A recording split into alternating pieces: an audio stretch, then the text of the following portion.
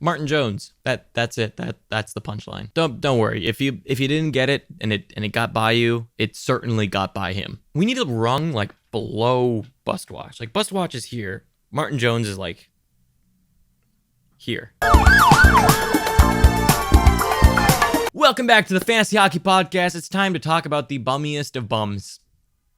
Martin Jones. I don't even think Bustwatch can save you, man. I don't know what you're doing out there. It seems like everything that could have gone wrong for Martin Jones this season has gone wrong. It couldn't have gotten worse than last year, and somehow it has. Congrats, Martin Jones. You've gotten worse than last year somehow. I don't know how you've managed to do it, but you have. Part of it, to be fair, is that the Sharks have gotten significantly worse, and that can be seen by going to see his threat level. So looking at the threat levels against while Martin Jones is on the ice, plus 1%, and without minus 9%. Now, one thing that's interesting about this is it is very similar to Sergei Bobrovsky, for example, in which all the threat, so granted, there's not a lot of threat levels, right? There's not a lot of threat being driven against Martin Jones, but the threat that is against Martin Jones is right in front of the crease. There's deep red right in the slot. And so all the shots he faces, for the most part, are always right in the slot. And that partially, honestly, can be to blame on the defense. I mean, the defense shouldn't be letting those shots through. And a lot of that has to do with Florida. Florida does the same thing a lot. And so that's kind of what you're seeing with Bobrovsky as well. And on top of that, to make it worse for Martin Jones, is he just doesn't face that many shots in general in a game. And so because of that, he's always going to have a low save percentage, right? He doesn't face that many shots normally.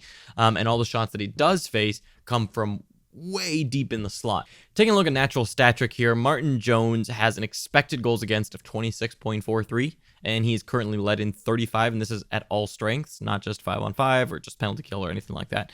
He also faces the most high danger shots against on average of most starting goaltenders. So the other ones that face a lot are Jordan Binnington and Marc-Andre Fleury. Jordan Binnington having the most at the moment, but on an average basis, Martin Jones just edges him out. The big difference there is that Martin Jones has an 804 high danger save percentage to Jordan Binnington's 866. So Jordan Binnington has been much better at stopping those high danger opportunities than Martin Jones has. And his current goal saved above average for Martin Jones is a -6. Not the worst in the league. Jonathan Quick has the worst at a -12.4, and then Sergei Bobrovsky at -9.79. But he's right up there with some of the worst. And so it's not great. I think the big difference when you look at what's going on in terms of high danger goals saved above average and all that kind of good stuff. Well, actually, what's interesting with high danger goals saved above average with Martin Jones is he's actually at just a -0.76 versus, Bobrovsky is at -3.7, Jonathan Quick is at -6. And so really, Martin Jones is actually doing a decent job given his workload, but it's just not good enough for fantasy. That's the big problem, right? Sure, from a stats perspective, okay, he's actually doing okay with what's been given to him, but it's just not good enough to roster. That's the big issue. And then if we take a look at charting hockey, you have his goals saved above expectation are second worst in the league. The only one worse is Sergei Bobrovsky. He's in the company of Mackenzie Blackwood. You never want to be in there. And then if you look at performance versus expectation, he's towards the bottom of the league as well. The performance versus expectation kind of looks at what's your expected goals against per 60, and then what's your goals saved above expected. And Martin Jones, of course, falls pretty below that. The only ones worse really are Bobrovsky, Laurent Brossoit, and Corey Schneider. And then if we look at the shot map, so here's a look at where shots tend to come from Martin Jones, also on charting hockey. You see that it's all pretty much from the slot, right? It's all coming right here from the middle for the most part. It doesn't really make it very easy for him. That makes his life significantly harder, but nonetheless, his expected goals against are supposed to be 26, and he's let in 35. And so with Martin Jones, he's just not stopping as many as he should. That's the big issue, and it's really causing problems for San Jose as a whole. Now, that's where it gets into the difficulty with Martin Jones, is that San Jose is not good. San Jose has not played well, and they don't seem to be getting any better. We're now 11 games in, or I think it's 13 games in for San Jose or something like that. At around 13 games, you start to really see what level a team is at, what level a player is at. And I think we have a pretty good idea of who San Jose is at the moment. And they're not good. They are not a good team. And I think Martin Jones is getting to a point, especially in shallower leagues, where You know when a skater starts to fall down, they start to kind of get bad and they kind of get below replacement level, and really the argument you're making for them isn't whether they are a good player or not. It's really, is a streamer spot worth more than them on the roster? That's kind of where Martin Jones is at. Martin Jones is currently in a position where in shallower leagues, it's hard to say that Martin Jones is worth more than someone you can stream. And that's simply because he's not getting wins. That's the only thing he was worth before. He was worth it because of wins. And now he's not getting wins either. And without wins, Martin Jones is really, really a bottom tier goalie.